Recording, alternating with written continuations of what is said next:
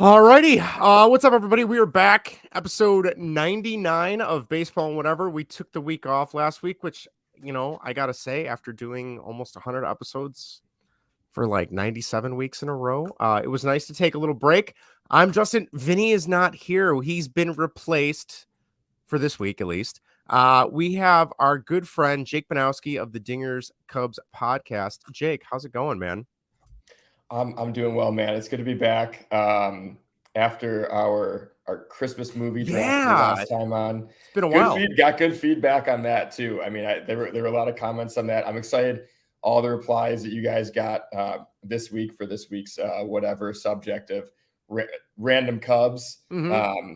Of course, I guess we should plug to the Daily Random Cubs Twitter. Yes. If you guys aren't following him, he's great. I shouldn't assume it's he. They're great. I don't know who's behind the account. Maybe they've, I'm sure they've introduced themselves. I don't know. But I've been following them for a long time. And I was just like, oh yeah, that's pretty whatever. Cause there have been a lot of whatever Cubs in the past. So excited to get into that and excited to talk some Cubs baseball, man. How have you been?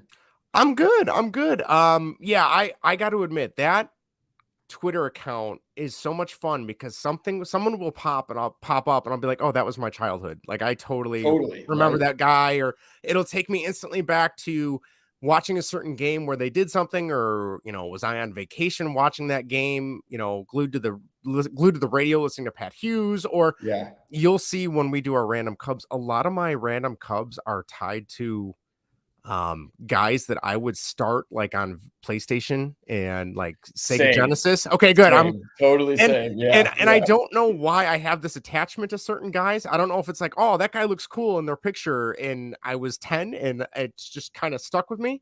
And then there's a couple guys from like when I was in high school, 03-ish, 04-ish, and those seasons that just still resonate with me, as disappointing as they were. So we will get into that. We'll talk about what's going on with the Cubs in general right now. As of right now, they are winning against the Cardinals. They're winning 9-3 in the top of the seventh. So hopefully it stays that way. Michael Fulmer is pitching and Wilson Contreras is batting. He's 1 for 3 tonight. So we'll get into all that.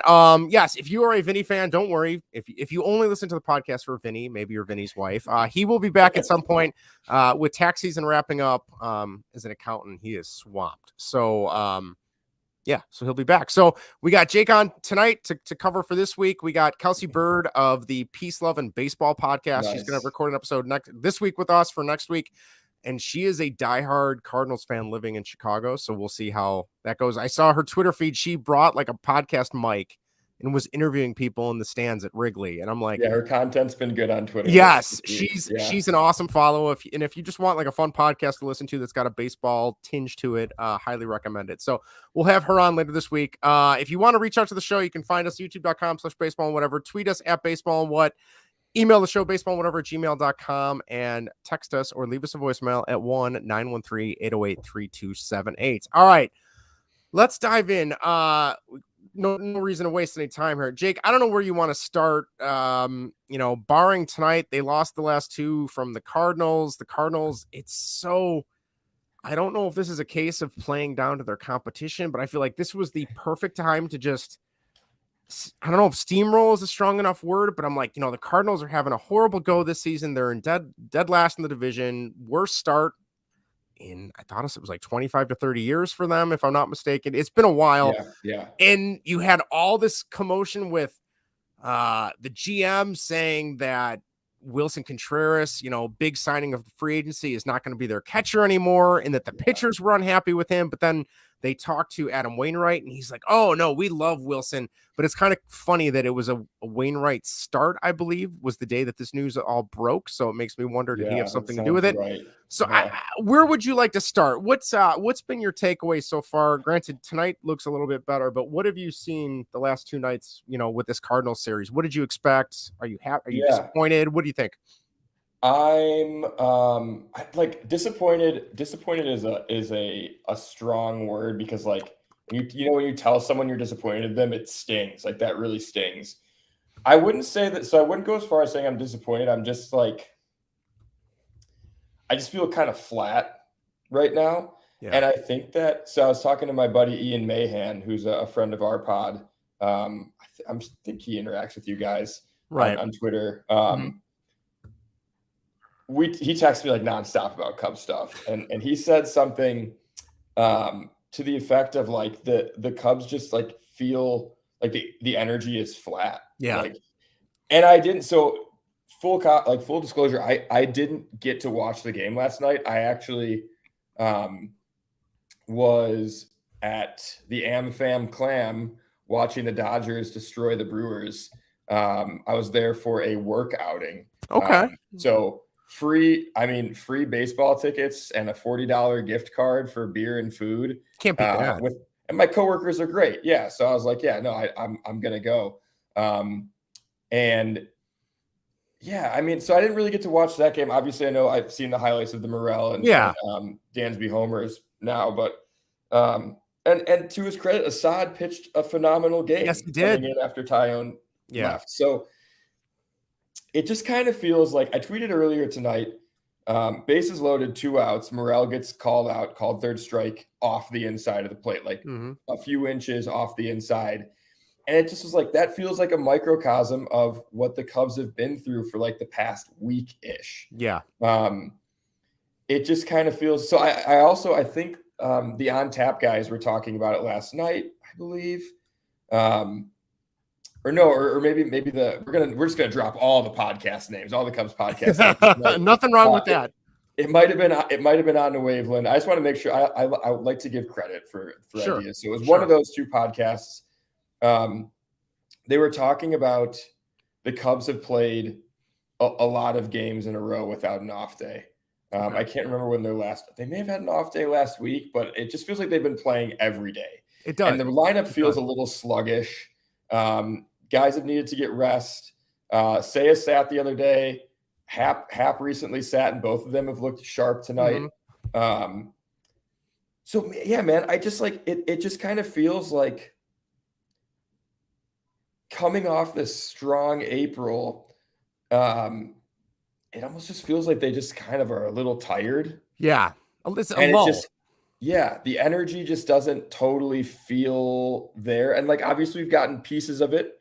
Mervis coming up. Amaya was a great little spark despite balls not falling for him. And now Morel. So yeah, it just is there.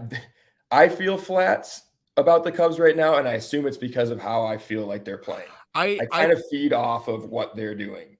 I think you nailed it. I feel like that initial, I don't know, 3.5 weeks, 4 weeks to start the year was so surprising. Not in the sense that like I didn't think that they wouldn't play bad. I didn't think they'd be bad, but they came out really like guns blazing, which kind of surprised me. And really I kind of got swept up in all that. And then now it's like, all right, maybe they're regressing a little bit to the mean now. You're seeing some of the weaknesses of the club. The schedule has been tough in terms of back to back to back. So yeah, it's I don't know if it's like a perfect storm thing. The good thing, I keep looking at the standings every day and I'm like, you know what? They're only 3 games out of first place right now.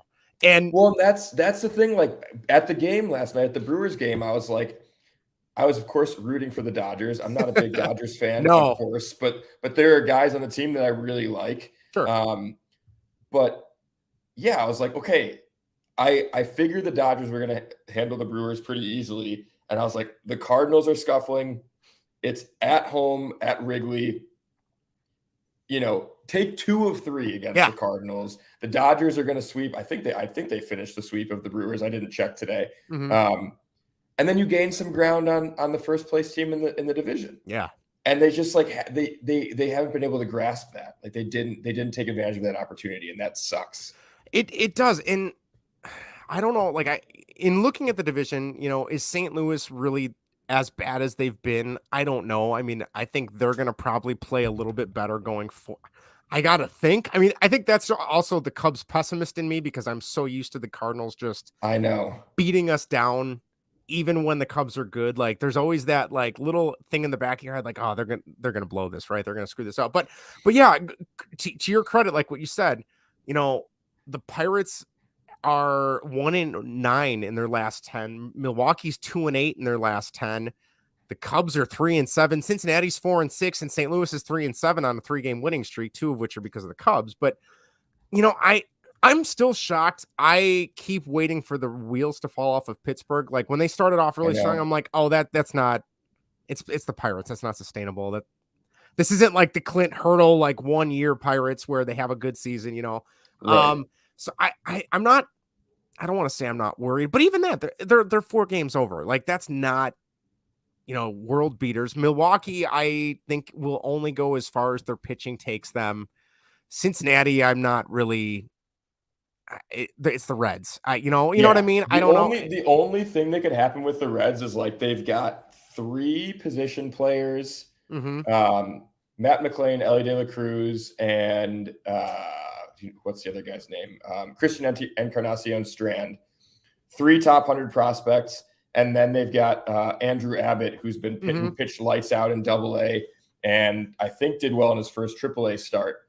And I was listening to a fantasy baseball podcast today, and they were kind of joking about the doldrums of the NL Central. Yeah. And they're like, but if Cincinnati calls all these guys up at once, that could, like, Cincinnati, they're not going to win. They're not going to win the division. But if you're Cincinnati, you get those guys up sooner than later to get experience.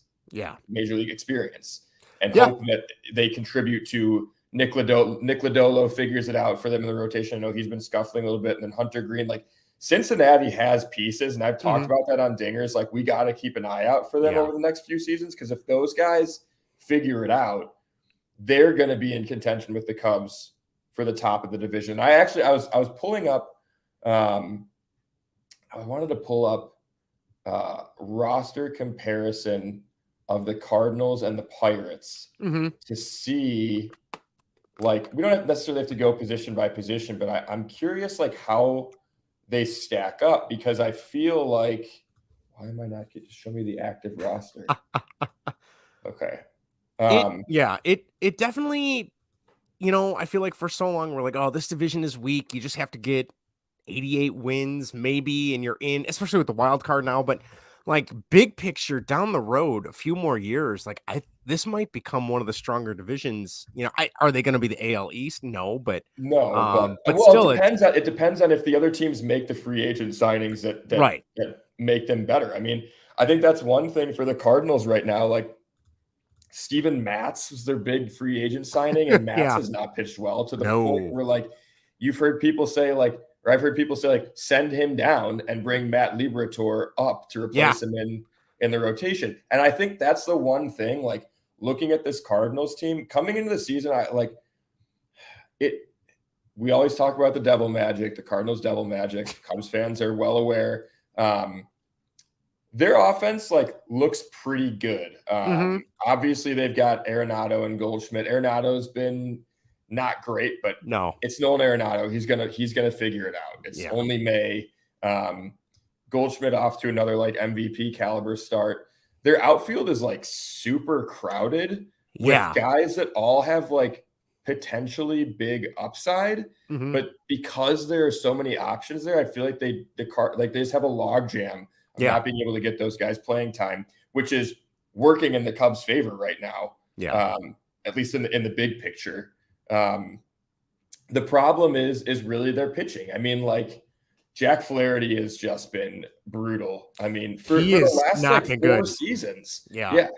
And I co-manage a fantasy baseball team with a buddy of mine who's a big Cardinals fan. At the beginning of the season, Flaherty pitched, like, I don't know, maybe like 5 or 6 shutout innings, I want to say, in, like, his first outing, but walked a bunch of batters. And I told my buddy, I was like, we need to trade him.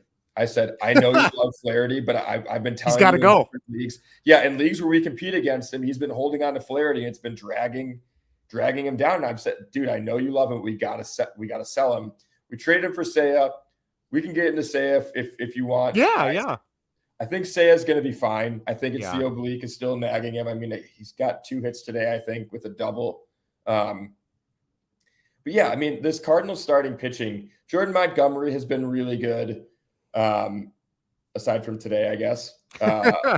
Miles Michaelis is a coin flip. Yeah, I don't know where I stand on him, because every time I expect something, I feel like I get the opposite of what I'm thinking. You know what I I mean? know. I It's know. bizarre. It's really bizarre. So if they can get like if the Cardinals get back into contention, going back to their outfield glut, like they could trade for a pitcher. Mhm. Granted, I mean, the pitchers are few and far between this year with all the injuries, Yeah. but they could trade for a pitcher at the deadline, and call up Matt Liberatore, and their offense, barring injury, is good enough as it is Mhm. that like if they add 2 impact pitchers and they go on a tear, the Cubs are in trouble. Like Right. they have to be able to match that. So Yeah. the Cardinals are close. They always find a way to be in it. The Pirates, I mean, Mitch Keller Yeah. and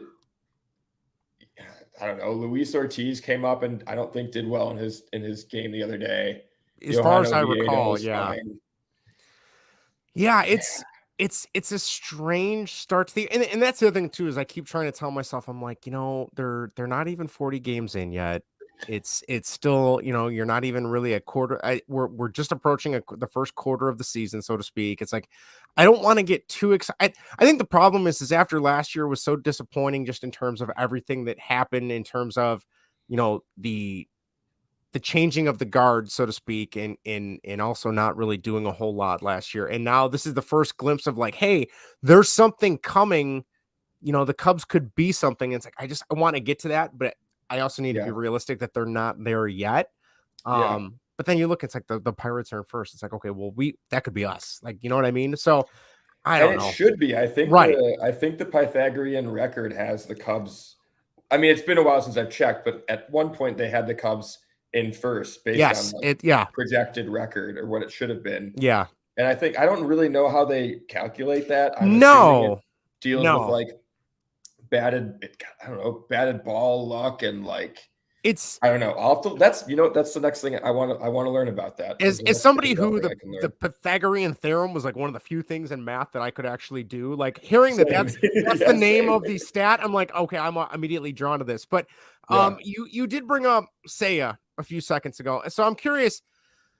You know, uh, there's been at least from what I've seen on Cubs Twitter, there's been not. I don't want to say an uproar. I don't think we're there yet, but talking about like having the 26 best guys on the team, and I would argue that Seiya definitely that's not where I'm going with this, but Mervis is up now, Morel is up, um, you know, but you still have guys like Hosmer on the team. Is it too early to kind of say, all right, we need to sunset that whole thing? It's not working because then you hear the front office is like, oh, well, Hosmer's this veteran presence. He's a great guy in the clubhouse.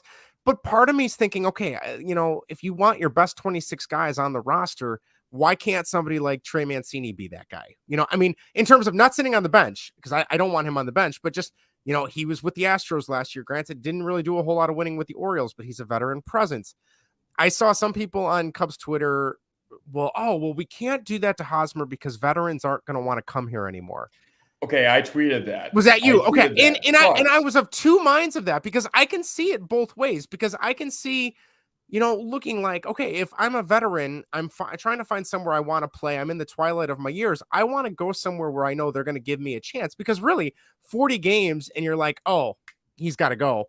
yeah, That doesn't look good from an optics standpoint, but then I can you also wouldn't see the think, side, right? Yeah. so yeah, I mean, like, I don't know. What's your take on the current roster construction with Morel, Mervis, Seiya is back? I thought it was so funny. The guys on the score this morning, is it Haw and Emily Ha. they were not. They were kind of talking about Seiya like, you're the 80 something $1 million. You need to really stand up and do this already. And I'm like, he did have the injury, the oblique. I mean, that's not Yeah. something that you just wish away. So I don't know. I'm gonna shut up. But what's your take on the current construction? Okay, so really quick, the tweet that I sent Yes, Hosmer I ended up deleting because I was just getting a lot of hate. really. Oh yeah, yeah, yeah. I can Because totally see it though. I can see so this. I the can see it. problem was I didn't make it clear enough that I was trying to explain what the front office Right. might be thinking. And Not I think you're necessarily right. saying that I agree with that Sure. thinking. But I tweeted on like a Sunday and my wife and I were getting back from out of town, and I was just like, you know what? I just want to fucking enjoy my Sunday night. Yeah, I don't want to need this. deal Yeah. with trolls on Twitter that think I don't know what I'm talking about. Right. Sometimes I don't. I like to think most of the time I do. Yeah. But I mean, like you even hear. So I brought it up because Sahadev Sharma of The Athletic wrote an article about it probably like a week before I tweeted that. Right. And I didn't see the replies on his tweet of the article, but I'm sure they were nasty. I'm sure the replies on the article, the comments in the article are nasty. But there's clearly some kind of promise that was made. Has to be. And like it's getting ridiculous. It's getting ridiculous. Like it's getting indefensible. Unless they have some kind of blackmail on Jed and Carter. They got pictures of somebody, you know? Yeah, right. Because so the thing that was said, infield fly girl, she was the first one to respond or quote tweet me, and she roasted me pretty hard. But she was totally right. Sure. And I didn't disagree with what she was saying. She said that I don't want veterans like Hosmer coming to my team anyway. Like guys who were ditched by, kind of like a Hayward. Like if you were like we wouldn't want Hayward back. Right. So we're taking on Hosmer, who's the same thing, even less effective offensively, maybe definitely not as good defensively. So I agree with that point. Sure. But I also wonder like how much that could affect a potential like bounce back, like signing a guy like Cody Bellinger.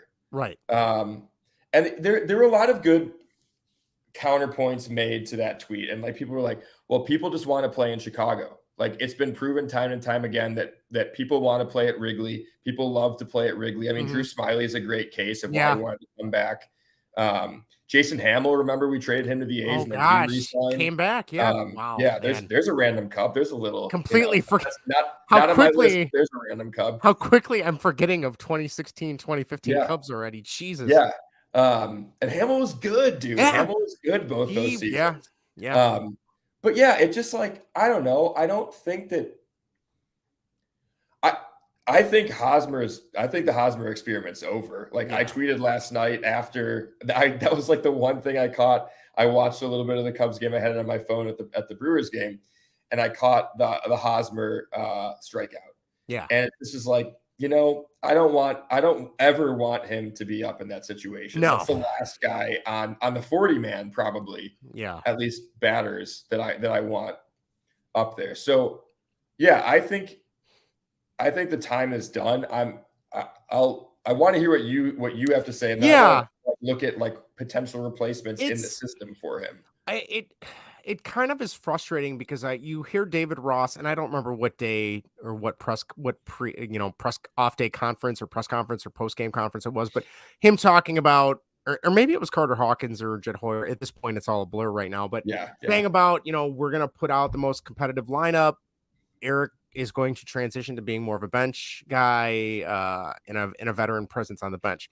And no sooner did Ross or whoever in the front office come out and say that, the next day I look at the lineup and there he is. Either he's DHing or he's at first. And I get you need to get everybody a chance to play because you got to keep them fresh. Because if Mervis steps on something and breaks his foot and he can't play first or DH, you're going to need Hosmer to step in with Mancini and Wisdom maybe being over there. But it's like, don't tell me one thing and then do the exact opposite. I'm not saying the fan base can run the team, because I that always drives me insane when you'll have a fan be like, I could run this team, me and my buddies, we got this. I'm like, no, you don't. Yeah. But it's frustrating to a certain extent. I think, that's been interesting. I've been so happy that Morel and Mervis finally got the call up, because I think that is the essence of like, we are going to put our best foot forward. We're going to see what these guys can do. Well, we kind of know what Morel can do already, but we're going to put our best potential players out there and they're going to play. But then in that same breath, it's like, all right, well, when I see Hosmer up in a really high level situation, it's just kind of debilitating because it's like, during the offseason, I remember seeing so many Padres fans and Red Sox fans to a certain extent, not really Royals fans, but say, oh, you're going to love the double play ground out to second, and I think yesterday's game? He left 6 men on base. And I'm like, you can't do that. Like, I get bases loaded. Maybe you ground out, you strike out, whatever. But then to be in another opportunity where you could bring guys in and you fail again, it's like, it's frustrating. It's frustrating. So it's got to be where frustrating for Ross too. Like talking about the press conferences, like that was the other thing. Like I watched the post game press conference last night or 2 nights ago, and he like Ross just even seems like seems like something's missing. Yeah, and I looked at the schedule. It's been of course now I forgot it. It's been like 2 weeks since they've had an off day. It was like 2 Mondays ago. Okay. They had an off day, I think. Yeah. And then they had the extra innings game on Sunday. Yeah. So it's I mean the team is like tomorrow's the off day, and I think that's gonna be big. And then they play a 3-game series, and then they've got Monday off, Monday off again. That sounds right. So I think that'll be good for them.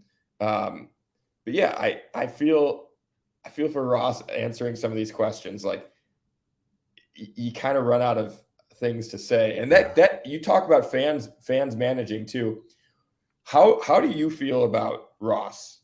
Like omitting past seasons. Yeah. Like, let's use this season in a vacuum. How are you feeling about Ross? This season in particular, I don't want to say ambivalent because I don't think that's the right word, but I'm just kind of like, okay, he's there. Now in past seasons, I felt like there were times where I was like, oh, well, he just got the job because he's Grandpa Rossi and things like that.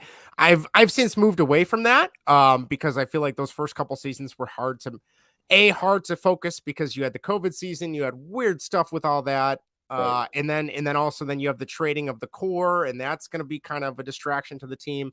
So those first 3-4 weeks, I'm like, holy cow, like this guy can manage. And then he got the extension, but I'm like, I don't know if he really warranted the extension, but you don't really do a lame duck thing in the MLB. So this season has been the first season where I'm just like, all right, I'm just going to sit back, remove myself from the situation, and I'm just going to be a casual observer and see what happens. I don't know. Are you kind of, is it starting to wane a little bit for you, or where are you at? Not at all. Okay. And I still think so. There have been some questionable decisions, but it all comes down to like he has to do the best with the personnel that he has. Exactly. And I think that there are fans out there that have have this idea that Ross is in control of who's on the roster. And he's not. No. Like I'm sure he has some say, but the final say comes down to Jed and Carter. Yeah. And I don't know if Jet or if Ross would cut Hosmer if he had the chance. Right. You'd like to think because he's a competitor that he would want to get someone else in Hosmer's roster spot. I think the thing that I've talked about this on Dingers, I talked about it when I was on the On Tap pod a couple weeks ago. The bullpen has changed so drastically. Yes. Entering every season with Ross as manager that like we've seen it in the past few seasons. Then you kind of forget about it toward the end of the season because the bullpen will eventually suss itself out. But in the first month, there are a lot of questionable decisions because they go into spring training with so many potential retread arms. Yes. Where it's like, oh, well, maybe Julian Merriweather, maybe Ryan Barucki. Like, what are some of the other random names that were like, well, even like even signing Fulmer, I was kind of like, the Fulmer signing, I still like, I think there's potential. Numbers actually look really good. Yeah. And I heard something about like his cutter is moving differently this year. It's moving more this year than it did last year. Okay. And I heard something about like he's still getting used to that movement and how so it's a new pitch that he's throwing. Right. And his the outing a few days ago, he gave up a run. But that's one run. Like bullpen arms are going to give up a run. But otherwise, I mean, he'd been scoreless for a while. Yeah. And his stuff is looking good. So the big thing for me is like, I don't think that, like Ross even admitted in a post-game presser that he didn't know, this was a couple weeks ago maybe, or maybe even last week, he still didn't know what Alzolay and Thompson's roles were. Yeah. Because those are two guys who don't want to work back-to-back days. Right. So he's trying to figure out like all these moving pieces with the bullpen where it like seems like an easy thing. It's not. Because that's another thing too. Like fans don't realize the manager talks to the bullpen arms before the game every day. Oh yeah. And he asks them, "Are you good to go today?" It's not Ross's decision of whether these guys can pitch that day. Right. It's the individuals themselves. And so like there may be a situation where it's like, oh, this is a Mark Leiter Jr. situation. But even if he didn't pitch the previous day, maybe he went a couple, maybe he went up 3 innings 2 days before. Yeah. And he's like, yeah, Ross, I got nothing. I can't today. Right. So I just don't think I choose to believe that a Major League Baseball manager doesn't determine a lot of wins and losses. I think it's way more down to the individual players on the roster. Yeah. So I just don't know. I wasn't even like a diehard Grandpa Rossi fan. Yeah. Like I really liked him. I thought he was a lot of fun. Yeah. Yeah. I still think like, but if by the All-Star break, this team, like the bullpen isn't figured out and he's still making questionable lineup decisions, then by that point, like, it's things time. Will start to turn. But, I just think that fans like should not be blaming him yet. Well, I'm glad you mentioned something there that kind of leads me to this. My last part here before we switch gears to our favorite random Cubs is, we're almost 40 games in. Do you have a biggest surprise so far of this Cubs season and a biggest disappointment so far of this Cubs season to kind of put a bow on this? Yeah, I tweeted this out the other day. The biggest surprise for me has been the performance of Steele and Stroman. Yes. Going into this season, and I think there have been a lot of good surprises, but that's the biggest one for me because I didn't think that those two guys atop the rotation were going to be good enough to compete. Yeah. And that's nothing against them. I just didn't think that like they were ace level pitchers. Right. But to this point in the season, they've pitched like you've got a pair of aces atop the rotation. It's like a Wooden Pryor kind of thing at this point. Kind of. You know what I mean? Which is weird. Yeah, like you would not expect that from these guys who like aren't fireballers, but Stroman's K numbers have been good. Obviously, today was the first time in like a calendar year, that Steele gave up more than 2 runs. I don't know like if it'll continue this season. But I feel really damn good about them right now. What's your biggest surprise? My biggest surprise, I think, has just been, and I guess it kind of leads up to this week almost, is the amount of, I knew Mervis and Morel when they, weren't on the opening day roster. I'm like, okay, they're going to, go back to AAA, go back to Iowa. They're going to do well and they'll be up eventually. It was kind of a given, but I was just surprised by how much they just kind of dominated AAA pitching, especially Morel. I loved him on this roster last year, and I was kind of bummed when he didn't make the team. I understood it though, because there's just kind of a glut at the positions he could play. It was kind of redundant at that point, but I'm so glad both of them are here. That's probably been my biggest surprise, knowing they would be doing well to get to the majors, but just, man, they just made it look easy. And I'm hoping that they don't fall into that, like, fourth A kind of player as opposed to a major league player. But, time will tell. But that's definitely been my biggest surprise. That and just, Yan Gomes taking over the starting role. I know. I was going to talk about the Gomes factor. He comes back tonight and we're crushing. He got a home run, 10-3. Yeah, and he hits a home run. Yeah. So yeah, which I mean, I could sit here and talk all about what do you do then if he's still going strong, and Barnhart and Amaya and all that, but we will see. It's just nice to have a fun season again. And I can always kind of gauge my excitement for Cubs baseball by how badly do I want to buy this year's version of the show. Because when they're horrible, I'm like, nope, I'm good. I don't need to spend the money. And I was playing like the trial version on PS5 the other day, and I'm like, I don't really need a new baseball game, but the Cubs are really good, and I'm all in on this season. I should probably just buy the game. So that's how I would get. Did you? Not yet. I've held off. It was I don't know if I've talked with you guys, but there was a point where I was straight up addicted to Diamond Dynasty, and okay. Yeah, like I had to stop playing, which like sounds kind of funny, but like if you've played Diamond Dynasty, like you get the addictive nature of that game mode. Right. And so I haven't bought a new one since 2020, I think. Okay. But I did yesterday or Monday, I had like for the first time a little like, ooh, I want to buy the show. Yeah. I'm not going to. I can't let myself do it. Right. I have too many other things going on in my life. Yes. But yeah, I totally get what you're saying. And the fact that they added Sammy this year is like, come on. Yes. Yeah. That, and I know Greg had been uploading to our YouTube channel. Supposedly they did an amazing job with like all these Negro League oh my gosh, moments. the Negro League storylines. Yes, which awesome. sounds phenomenal. Yeah. So yeah, we'll see. Once I got 2 weeks left, and then I'm on summer vacation. So we'll see that. I might need something to do at like 10 o'clock at night when I should be sleeping instead, but we'll see. As we all do. Yes, that's right. All right. We are going to switch gears to whatever, and I am very excited to hear of some classic random baseball players. So here we go. Oh, it's time for whatever. Whatever. Whatever.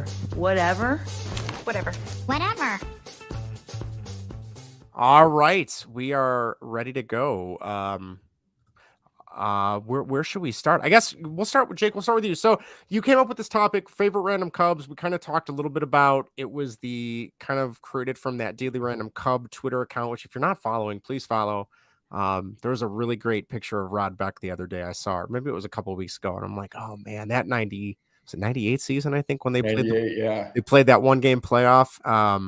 I could wax poetically on that forever. All right, so you're the guest co-host. Let's start with you. Who do you got for your number 5 favorite random Cub?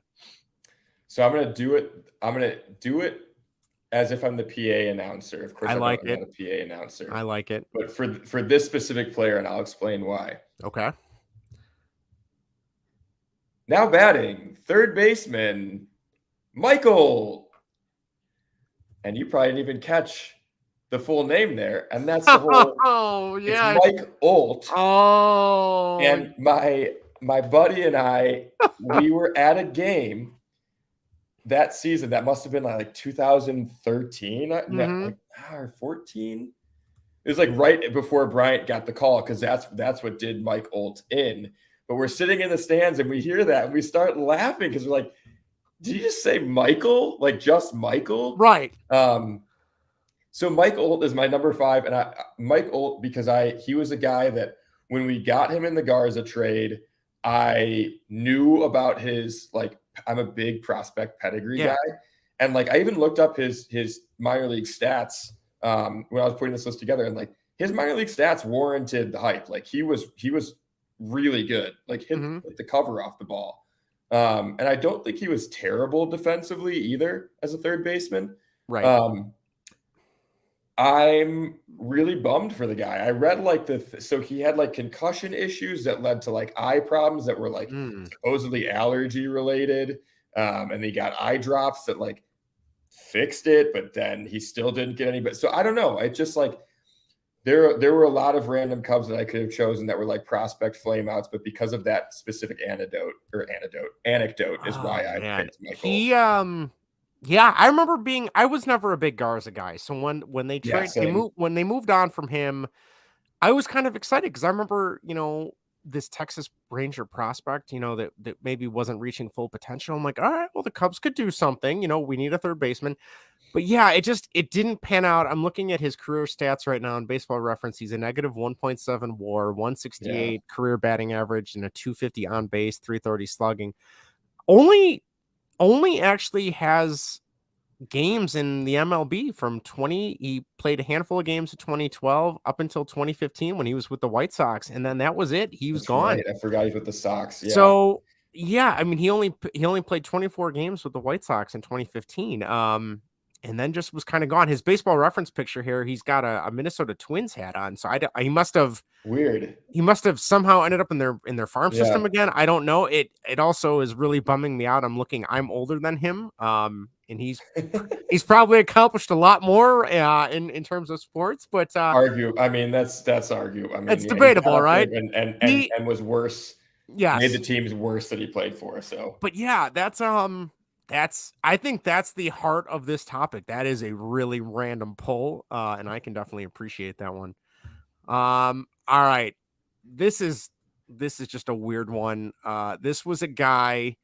I'm looking at this Baseball Reference page. So I grew up with a Sega Genesis, and I played a ton of RBI 94. And Tony La Russa Baseball 95, which was the precursor. I did not know there was a Tony La Russa Baseball. So Tony La Russa Baseball was the precursor to Triple Play Baseball. It was made by EA Sports. Okay. And you had Tony La Russa would come up on the screen, and he would give you his rundown of what he thought you could do to win that game. And they were usually horrible,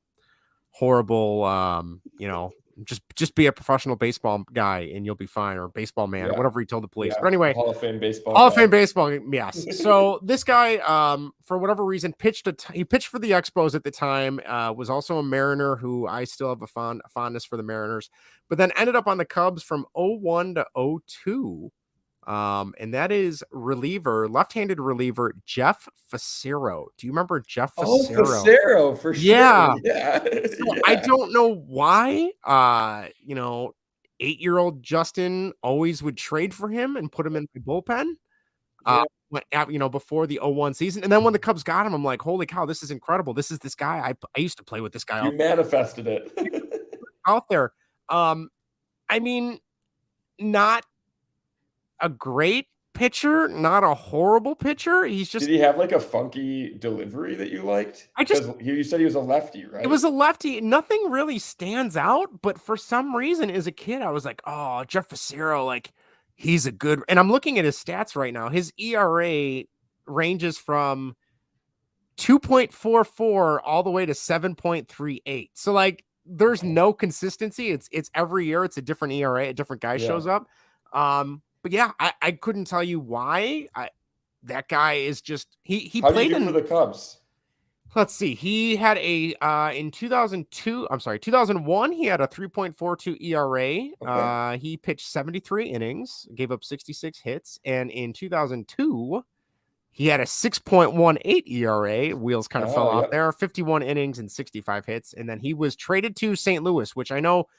He played for St. Louis for a few years, ended up in San Francisco in 2006. I didn't even know he was still playing at that point. But that's my number 5. Weird. Yeah. That's I don't even know where to go. I don't even know where to go. I've got one of those coming up on my list too. Number 4 for me, Matt Caesar.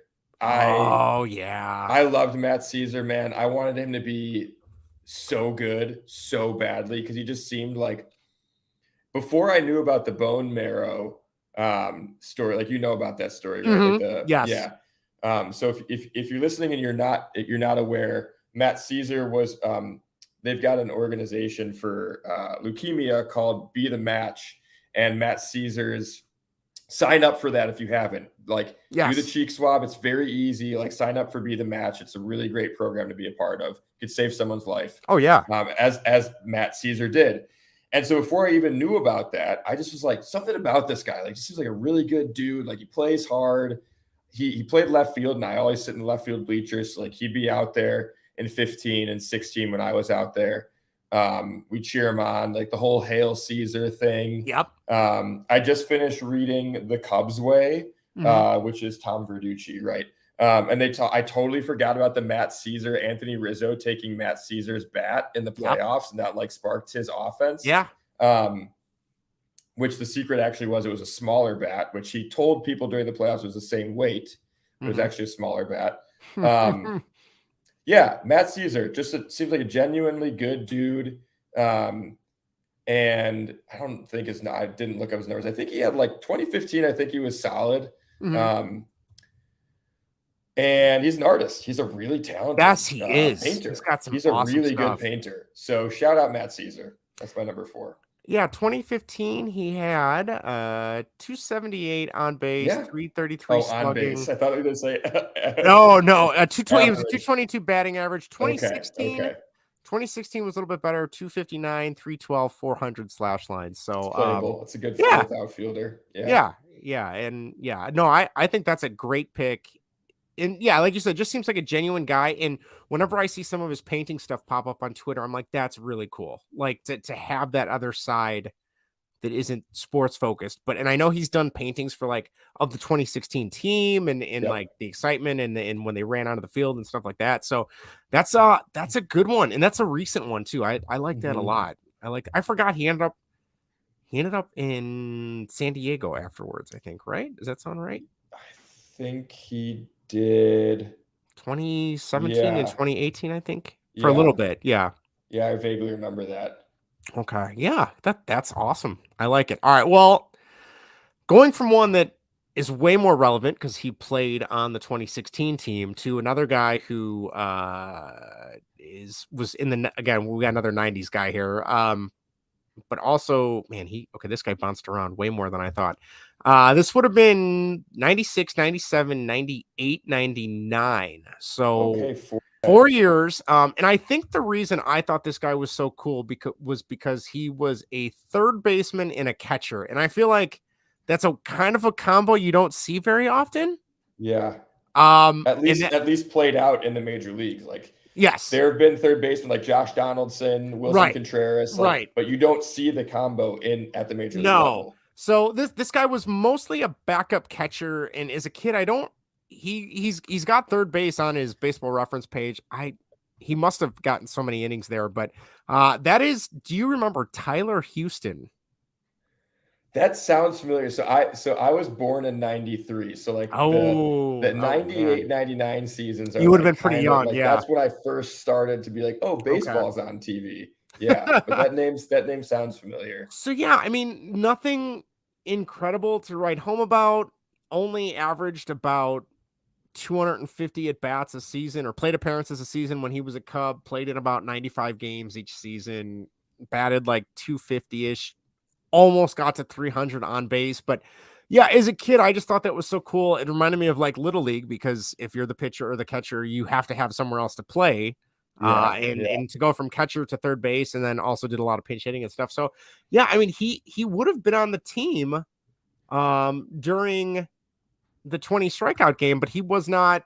He must have been on the bench, because I don't think he got into that game. If I'm not mistaken. It was Sandy Martinez, right? That's right. Yeah. And that's another guy. I just remember the wild stances he would take during his split that he would do. I've still never seen a catcher, and maybe I'm not looking hard enough, but I've still never seen a catcher not like that. You'll see catchers get down on like one knee now, or like one leg out, but not both. Both. Yeah. So yeah, that's my number 4. After that, the next 3, they get a little more relevant and a little bit more recent. So I'm hoping maybe you'll be familiar with those. But who do you got next? Number 3 is Reed Johnson. Oh man, and the goatee. Yeah, dude. I just like Reed Johnson. Just like looked like a dude that like went to the ballpark and then just rode his Harley off into the sunset after the game. I just remember him playing. Let me pull up his stats. I remember him playing his ass off. Like I feel like I can't remember if it was him or Nate Shearholtz who made like the insane diving catch. Against the Phillies, there's another name. Yeah, I was between Johnson and Shearholtz, because like both those guys were solid contributors. So, yeah, man, 2008, Reed Johnson, 303, 358, 420. Nice for the Cubs. That's pretty good. Never had a positive OPS plus. Well, they only played 2 seasons for the Cubs. He came back, actually. That's right. Came back in 2011 and 2012, and then he got traded to the Braves. I remember that. Mm-hmm. He played well for the Cubs in 2012 in 76 games. So yeah, dude, I think the guy was just a gamer, like a scrappy player. That, I mean, he played 13 seasons. Yeah. Career batting average 279, over 1,000 hits, over 500 runs. Like, yeah, good shit, Reed Johnson. He was a guy that was like an excellent, and Vinny's in the chat. He said, I loved Reed Johnson. Yeah. Vinny, get back to work. He was another guy that was like an excellent fourth outfielder. I always felt confident when he was in the game in terms of defensive, positioning, defensive ability.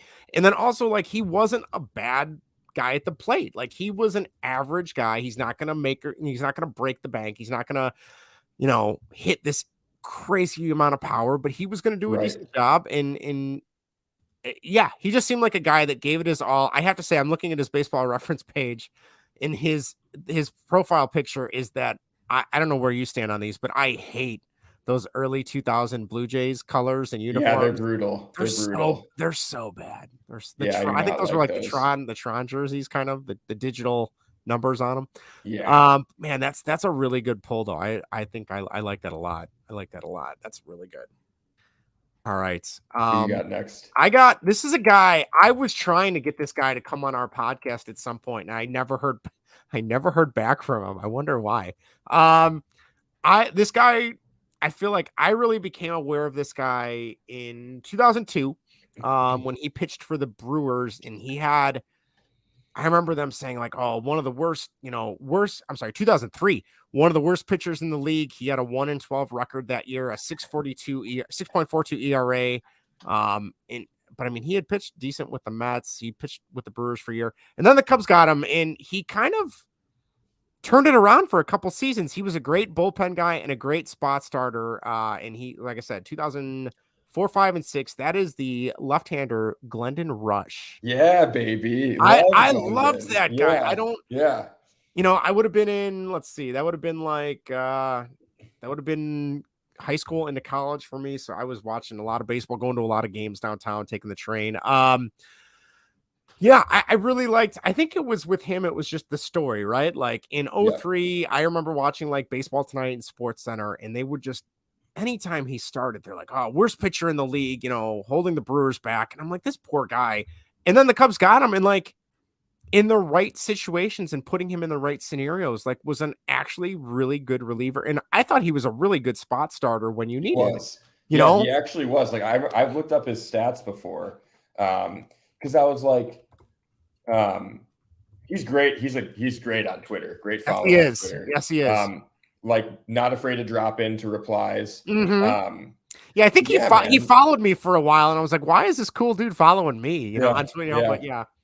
Yeah. I mean, like in 04 and 05, so a 347 in 04. Mm-hmm. Or 452 in 05, and then dropped to a 746 ERA. Yeah, wheels kind of fell off. Yeah. Yeah, man. Another guy that just like seems like a super good dude. Mm-hmm.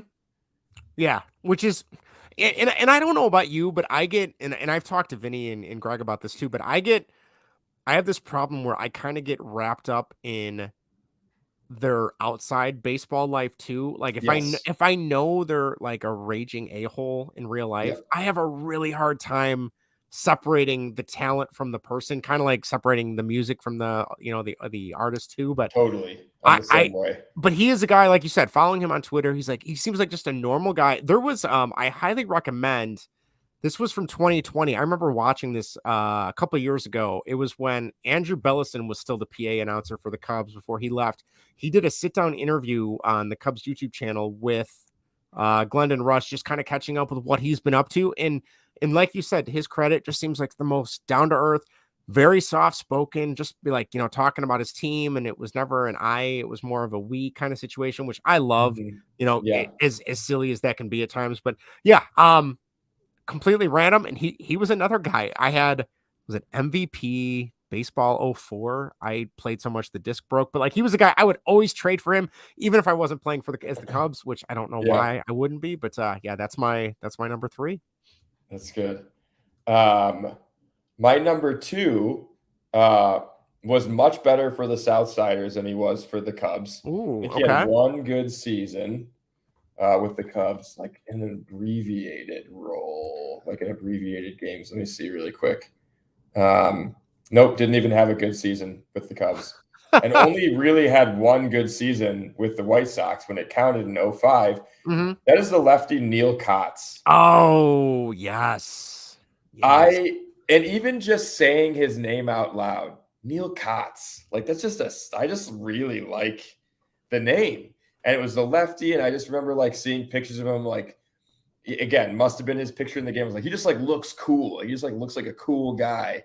The lefty, you always needed a lefty in the boat. So like I would trade for him in MVP baseball as well to get him on the Cubs. And then he gets to the Cubs and doesn't really do much. No. Doesn't really pitch very well. He went on and had like one more good season in Texas. Mm-hmm. I do vaguely remember after that. Like a 4-year, like 3-year, I don't know if he was in the minors or like if he just worked at a grocery store for a little bit. Okay. It looks like he retired after 2009 and then came back in 2012. Maybe that was like the before Driveline, but maybe there was something out there that he was in. Mm-hmm. But yeah, and then even 2015 he had a decent showing. But yeah, Neil Kotz, just really liked the name. I liked him as a lefty. Wasn't good for the Cubs, but I'd say it was a pretty random one. Yeah, he Vinny in the chat. I hope Rod Beck gets a mention tonight. I don't know, Vinny. He's been talked about, but we've talked about him. Number 1. He's not on mine either. Yeah, Neil Kotz was a guy, and this is a stupid just story that pertains to me, but I remember I was playing in a men's league the night the Cubs traded for him. I believe it was a swap of David Aardsma for Neil Kotz. Does that sound right? Oh, that does sound yeah. I think Aardsma is always like the first on the MLB players list because of AA. And I remember in the guys on the team that I played with, I was the only one that cared about baseball. And I remember coming in being like, guys, we got Neil Kotz. Like, do you know how good our bullpen's going to be? Have you seen this guy pitch for the White Sox? And they're just like, just shut up and put your skates on. Like, we don't care, And I remember being so excited and so amped up for this middle relief lefty. And then, like you said, didn't really amount to much. Just kind of was there, kind of a warm body in the bullpen. But yeah, that's a really good Illinois native too. I did not know. All right, Lebanon. Yeah. Okay. Not too. Is it far. Lebanon? In Illinois, do they say Lebanon? I can't remember. I want to say it's Lebanon. I think. But I could be wrong. It was one of those names that got bastardized. It could have been like, Bourbonus and Bourbonnais, that whole situation. Yeah. All right. My number, what are we on? My number 2. This was a guy I would always, going back to video games, I would always specifically start this guy in the outfield, even though he was not an everyday player by any means. He only got about 200 plate appearances as a Cub, and he was an Expo as well. He played for the Cubs in 04 and 05. I just thought this guy was the coolest dude, maybe because he was, on the short 5'10" isn't short, but he, I'm 5'7", so it made me feel a little bit better that he was a pro athlete. That is outfielder and occasional third baseman, which I don't really remember. Jose Macias. Oh, yeah. Yeah. Yeah. No, sorry, Vinny, not Sam Fold. Sam Fold almost made my list, but not quite. Jose Macias. Yeah, I don't know why. I think there was a couple of games where he pinch hit and got a home run, and like that blew my mind. That sounds kind of familiar. Yeah. And that kind of blew my mind at the time. So yeah, like he occasionally had a little bit of power, but like you look at his career stats, he's not a power hitter. He, no, not at all. Maybe 1 home run, 3 home runs for the Cubs. But like I remember he was kind of jacked a little bit. So I don't know what that says, but longtime Tiger, which I honestly don't remember. And then he played a couple of years in Montreal as well before the team moved south. But yeah, I mean, he's not anything to write home about. He was just an average pinch hitter. not even a 300 on base percentage, but for some reason that was a guy like Jose, even after he was gone. I mean, the Cubs were his last stop. I'm like, we need another Jose Macias team, Macias type. That's the only way we're going to get back to the playoffs. And then, they did, and they kind of crap the bed those in 07 and 08, but that's neither here nor there. So yeah, that's I wish I had more to say about him. I feel like that's a good pull. As soon as he came into the Cubs, team, he was gone after 2 seasons, and you never really heard from him again. So yeah, I don't know. I don't even know what he's doing right now, but he is he's 51 now. Maybe back down in Panama. Panama, yeah, that's what I'm guessing. So yeah, there you go. My cat's making a debut. No worries. Big Jose Macias fan. Yeah, he loves Jose. My number one, aside from top prospects like Brett Jackson and Josh Vitters. Oh, Jesus. Aside from guys like those types of prospects, this is the guy that I so badly wanted to be good. So bad, and I don't know if I just didn't really understand. Hang on, let me see when he played. I think I was so he played for the Cubs from only 2 seasons, 11 and 12.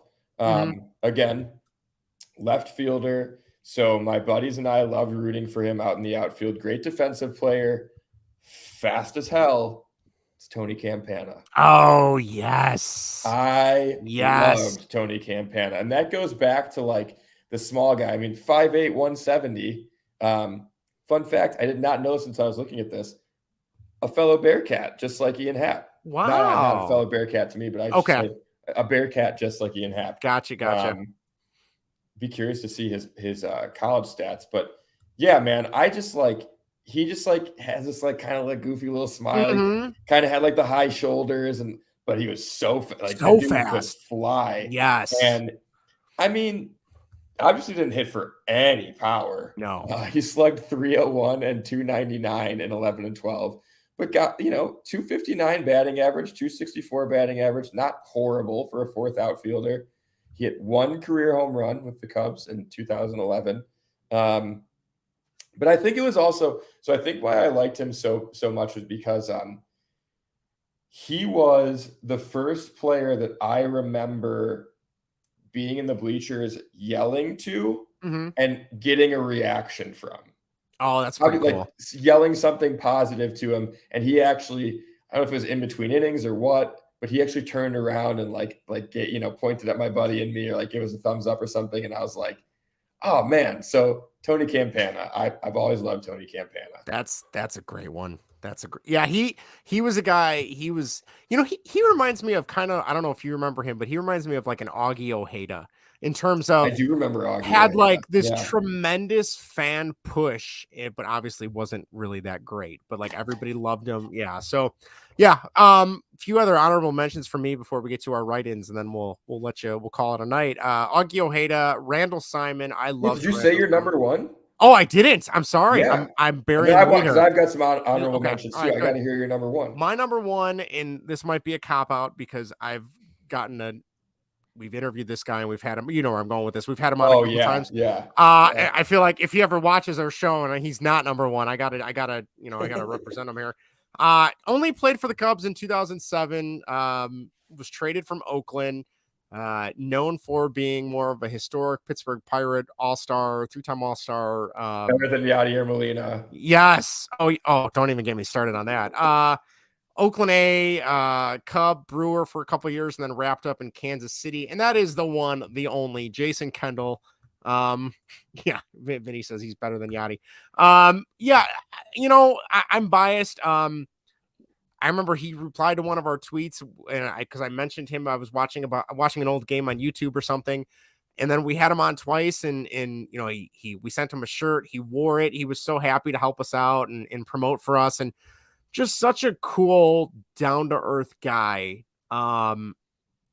In terms of meeting him and texting with him and talking to him a couple times on the phone about setting stuff up. But even prior to all that, he was a guy I remember growing up, seeing the Cubs play the Pirates all the time in the Central Division. I was like, why don't we have that guy? I would love to have that dependable, contact hitting catcher who, like, for a while batted leadoff for the Pirates, which totally blew my mind as a kid. I'm like, you can't have the catcher bat leadoff. That doesn't work.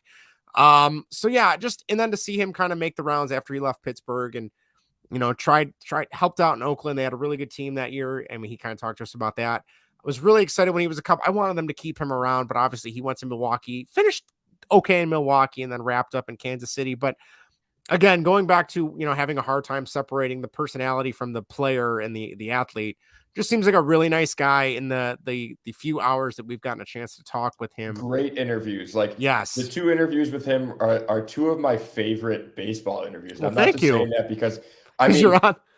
No, like, for real, like, you guys did a great job conducting the interviews. You asked great questions. You asked, I remember you asked about the being in the video game. Oh yeah, I think Greg asked that. Yeah, he was like totally like, he was like, I didn't care. He's like, I don't care. But he's like, I'm not getting paid for it, right? So yeah. Because we talked. I think you guys asked him like how he chose, or like how MLB The Show. How does that work? Like, yeah.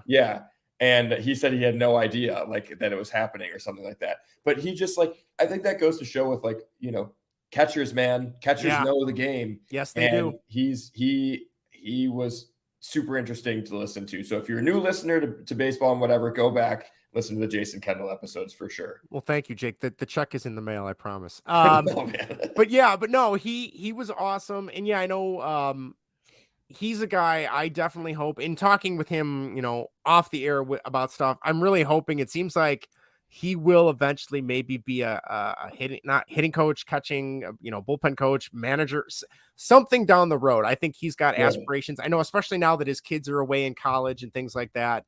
I think he's ready to kind of get back in. And I know he's still, last I talked to him, it's been a little while now. He lives outside Kansas City. So I know he was doing some like roving instructor work as a Royals roving instructor, but I want to say he was trying to get back to maybe doing something with the Pirates down the road, but I don't know. We'll see. But yeah, that's my number 1. I kind of accidentally forgot to even announce that. So all right, what else you got for us? What honorable mention? Yes, what do you got? Chris Coughlin, another gamer. He didn't do with the Cubs, but the one thing with the Cubs where he was like, he called time, the umpire didn't give it to him, he still swung and hit a double. I think it was a double. I mean, rope to hit. And I'll never forget that. And then he did the one thing that we all dreamed about in Little League. The Blue Jays, right? He did a front flip over the catcher to score. Incredible. Yeah. And incredible. Rookie of the Year in 2009, National League Rookie of the Year. Yeah. So you don't even realize that. Loved Chris Coughlin. I don't know how random he is. He's still an advisor, I think, to the front office. I always loved Ted Lilly. Ted Lilly was so fun to watch, man. Yes. I always tried to replicate his windup. I could not figure out how smooth it was. And then when he came to his peak from over the top, it just like locked perfectly, man. And I was just like, how does he do that? Probably he had more muscle and had the body of a man when I was like, I don't know, whatever I was, like 12 or 13. Yeah. That's all right. And then 2 extremely random relievers. Clay Rapata. Oh God. He only pitched a third of an inning for the Cubs. I thought for sure we had him for a full season. Clay Rapata. Oh, wow. He went on and pitched, I think, relatively well for the Yankees for a couple seasons. I think he was a lefty. I just thought the name Clay Rapata was a sick name. Yeah. And then Rocky Cherry, another awesome reliever name. Yeah, Rocky Cherry. Couldn't tell you anything about him besides his name, but yeah. I feel like I remember that was when they made the rookie relievers carry like a kid's backpack filled with gum and seeds and stuff. Yeah. I mean, yeah, he played from. Oh, no, it's Rapata. Hang on, let me look at Rocky Cherry really quick. There was one other guy, like Bobby something, who was like a reliever that was, I don't even know if he was hyped, but I just like thought that he was going to be good, and he was nothing. And I was like, I'll have to figure out what his name is while you go over your honorable mentions. Yeah, I had a few. Like I said, Augie Ojeda was one. That would have been like from the early aughts. Todd Walker was another guy. Yep. Not necessarily like the most random, but I remember they signed him, and I thought he was going to be the starter for a while. But then Mark Grudzielanek kind of took the starting second baseman job back from him, from what I recall. I remember that. Or maybe that was a Dusty Baker move. I don't know. Other ones, Randall Simon. I loved Randall Simon so much as a kid. Do you remember this guy was mostly an Iowa Cub? He would get called up near the end of the season. I believe he played third base in infield as utility guy. Bobby Scales. Do you remember Bobby Scales? Yeah. So I really liked his story because in the offseason, he was a substitute teacher, which just seems like the coolest thing at the time. I was working my way through for an education degree. Yeah. The other ones I had, Neffy or Neffy, or however. Perez, yes. Yeah. I liked him a lot, but near the end of his tenure as a Cub, I swear to God, he must have had incriminating photos of Dusty Baker because the amount of playing time that guy got. Brutal. It was I'm brutal like, that he was still playing. Why are we rolling him out there again, man? Like, no, don't do that. We're good. Yeah. We don't need to do that again. And then lastly, the last one I have, just because I loved his windup, and I know he's kind of bounced around. That is reliever Steve Cishek. I really loved his speed pass, baby. Yeah. Yeah, I love Cishek. He was a workhorse. Yes, he was. Yes, he was. My God. Yes, Vinny. Randall Simon assaulted the Italian sausage at Miller Park. I still don't know why he did that. Oh man, yeah, I don't understand what that was all about. But yes, you are correct. And yeah, I don't even know where to go with that. But we do have a few people did write into our Twitter account and our Facebook page, so I'll run through those real quick. And if you got anything you can offer, Jake. Mike on Twitter wrote in and said Mark Rudzelanek, who I just remember being surprised the Cubs got him because I remember him being such a good second baseman for the Dodgers. I want to say him and Quiros came at the same time in that 2003 season, if that sounds right. That sounds like the right timeline, yeah. Husky Bardo on Twitter also said Randall Simon, but he said, I'm a Sox fan, but mine is Randall Simon. That guy had such a cool just batting stance. Like he just was going to go up there and hit the ball as hard as he could. Let's see who else we got. Scott from Iowa says Glenn Allen Hill's moonshots. Yes, Glenn Allen Hill. God. Yeah. That was another guy. I always put him in the lineup when I would play baseball games. Because you would hope you could replicate the shot. Yes, it's like launch it across the street. Vinny, co-host, writes in. He said Jock Jones was a favorite of mine during his time. His first year was good. His second year, not so much. Yeah, he was another guy. I remember him like, oh, he was pretty good for the Twins. This is going to work out. And then by the second year, it didn't really. Matt on Twitter writes in Jim Edmonds. Where did you stand on Jim Edmonds? Did you have a hard time accepting him being a Cardinal for so long? I don't think I did. Okay. I think I was like, oh man, he'd crushed us for so long, and now we've got him, and he still played good defense, and I think his offensive numbers were fine if I remember. I don't remember him being like bad. Yeah. I liked Jim Edmonds. Yeah, he was. I mean, his stellar center fielder. Icing on Twitter writes in Rod Beck and Mickey Morandini. Those are both good. Morandini. Mickey Morandini was, I liked him a lot. Legendary edition Fem Shep said Mike Fontenot and Daryl Ward. Daryl Ward reminded me of like Randall Simon 2.0. Yeah, totally. And Mike Fontenot was a fun second baseman. That seems like forever ago. Brian on Twitter writes in Turk Wendell. Turk Wendell was a strange dude. I remember in like Sports Illustrated for Kids, because I had it every month as a kid, and they would talk about like athletes with superstitions, and his name always came up. Like he would only brush like half of his teeth on days he thought he was going to pitch, and he had a bunch of necklaces and jewelry he had to wear, and stuff like that. So Larry on Twitter writes in Rick Wilkins, the catcher, Corey Patterson, and Fred McGriff. See, Corey Patterson's not random enough for me. No, I don't saw that, and I was like, Corey Patterson's not random enough for me. No, I remember him being so good that first season he was with the club, and then he tore his ACL running down the first? ACL, yeah. And then it was all downhill after that. Nuthouse on Twitter says Reed Johnson, and Scott says Bobby Molinaro and Thad Bosley, who I'll be honest, I feel like a bad Cubs fan. I don't know who either of those guys are. Bobby Molinaro is hang on. And Vinny in the chat, Edmonds had a 135 OPS plus with the Cubs. Wow, I did not realize that. Yeah, so I looked up. He had like a 950 OP, like regular OPS. Mm-hmm. Yeah, Bob Molinaro. He played for the Cubs one season, 1982. Looks like no, not half a season. Okay, so that was a little bit Yeah, before maybe my half time. a season. Yeah. Okay, that is Yeah. definitely random then. Yes. And then on Facebook, we have 3 people who wrote in. Brian writes in and said, I have an appreciation for Kyle Farnsworth. The highlight of him knocking out the guy who charged the mound, who would be Paul Yep. Wilson of the Reds. I just remember laughing my ass off when that happened. That was incredible. My wife, Erica, wrote in. I think she missed the assignment on this one. She said her favorite 3 random Cubs, David Ross, Sammy Sosa, and Henry Rowan-Gartner. Not too random, darling. And then lastly, my buddy Greg wrote in Ryan Sandberg, Greg Maddux, Mark Grace, Ron Santo, and Anthony Rizzo. I'm thinking maybe he's going with his favorite Cubs of all time. Yeah. So, overall, that does it. Jake, you got any other tidbits, info, Cubs thoughts you want to share before we wrap up? Don't boo Wilson Contreras. Okay. I don't care if you cheer for him, but don't boo him. It just feeds his energy. That drives me nuts. Seiya Suzuki's going to be fine. If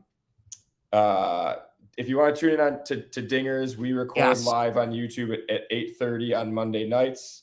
I am at Baseball Booge on Twitter. I think a lot of our followers are mutual followers. Yes, I think there's some synergy there. So much that, what else? I've got K shirts from the Carry 20 strikeout game. Thank you for bringing that up. Thanks for letting me plug my stuff. Of course. Those are for sale. If you go to my Twitter, like I said, baseball_Booge. The link is in my bio. I think it's also the pinned tweet. Okay. And I will be I have more shirts that will be coming. Not necessarily K related, but baseball related. So okay, I think that's it. Awesome. Yeah. Listen to Cubs on Tap. Listen to Cubs on Tap. That's our host network now. We combined with them at the end of last season. Yep. And the Cubs on Tap guys go live after every game. So if you can't get Cubs marquee post game, or if you don't want to watch, you want to change the pace, listen to the on Tap guys. Yeah. No, it's been great on Monday at nights now, because when you guys start, that's right around the time we'll just have put my daughter to sleep, and I'm like, all right, I'm just gonna veg out. Some days work has been long, or our daughter had a tantrum, and I'm like, I can't interact in the chat because I just need to decompress, but I can sit and listen to some Cubs talk. So yeah, highly recommend. Check out the Dingers Cubs podcast. I think that does it for us. Again, you are, youtube.com/baseball and whatever. Tweet us at baseball and what. Vinny is still running that. He tweets so much on there. He's awesome.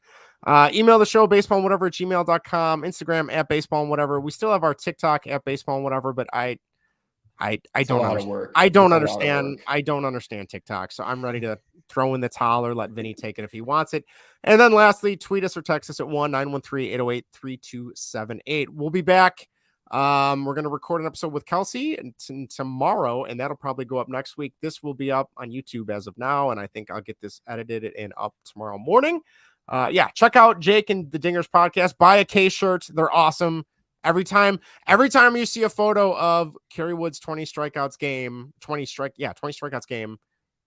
that is relevant to Jake and his family. So definitely check that out. Jake, again, thank you so much for being the guest co-host this week. Thanks for having me, Justin. It's always a blast, man. No problem. We'll do it again. We got plenty more in the hopper. We'll have to have you on again. So that's it. We will see you guys next week. Take care, everybody.